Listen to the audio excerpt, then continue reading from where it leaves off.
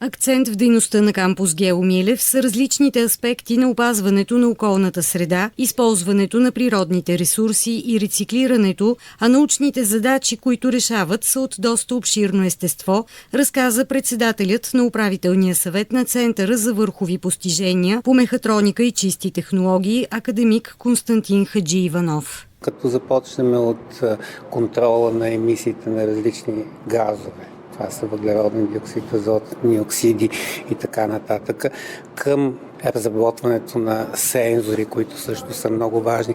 Водородната икономика е доста застъпена. Хубавото е, че има една модерна апаратура от световен клас. Националният център е финансиран по оперативната програма Наука и образование за интелигентен растеж и е съфинансиран от Европейския съюз чрез Европейския фонд за регионално развитие. Идеята е за всяка разработка да се правят плаващи колективи. Т.е. ние имаме един огромен резервуар от учени с различна областна експертиза. И когато възникне необходимост от конкретна разработка, центърът черпи съответните специалисти от различните институти и университети. Центърът по мехатроника и чисти технологии е най-големият от всички центрове за върхови постижения, както териториално, така и като научен капацитет, поясни ръководителят му професор Пламен Стефанов, който е ръководител и на кампус Гео Милев. Повечето институти са в областта на чистите технологии. Тук влизат, да кажем, получаване, пречистване и съхранение на водород, който е основа за водородната икономика, което става все по-актуално напоследък във връзка с намаляването на емисиите, вредните емисии. Също така се разработват технологии за използване на продукти, отпадъчни продукти от различни производства, като те да се рециклират и да се получават нови материали, по този начин да се получи една кръгова икономика без излишни разходи. Също така се развиват енергоефективни технологии, да се намали консумацията на енергия, което е проблем за България. Ние сме една от страните с най-висока енергоемкост на производството. Кампус Гео Милев е изграден съвместно от 12 научни звена на БАН с координираща организация Института по обща и неорганична химия. Директорът на института професор Радостина Стоянова. За нас беше важно да имаме нов тип химически лаборатории, в които да бъдат напълно спазени условията на труд, така че в тези лаборатории да могат да работят не само учени, но и студенти. Много разчитаме в бъдеще нашата дейност да бъде продължена от тези студенти.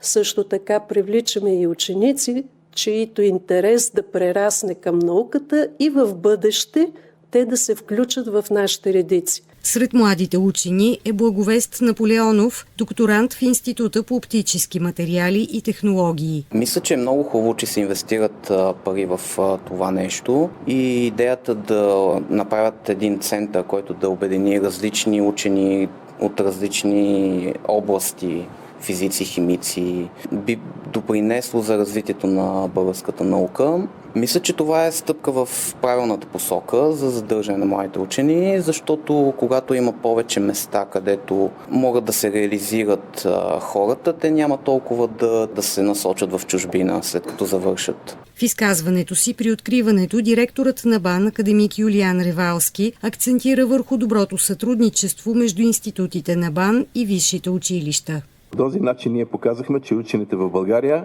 могат да работят заедно в името на това да се постигнат високи научни резултати и в името на добруването на страната ни. Преди 10 години имаше оживена политическа дискусия дали изобщо да има програма за образование и наука в България, но за щастие съпротивата беше преодоляна и след редица препятствия днес първият етап, поне за момента, е приключил, заяви по време на официалната церемония премиерът академик Николай Денков, който също присъства на откриването на кампус Гео Милев. Има лаборатории, имаме сътрудничество.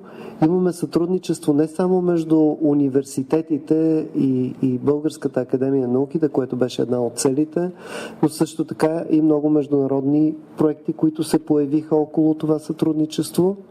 Това, което остава, е да влезем с летящ старт в следващия етап, финансиран от програма образование, в който аз бих казал, че фокуса трябва да са хората. Проектът Национален център по мехатроника и чисти технологии е финансиран по оперативна програма Наука и образование за интелигентен растеж 2014-2020, съфинансирана от Европейския съюз чрез Европейския фонд за регионално развитие.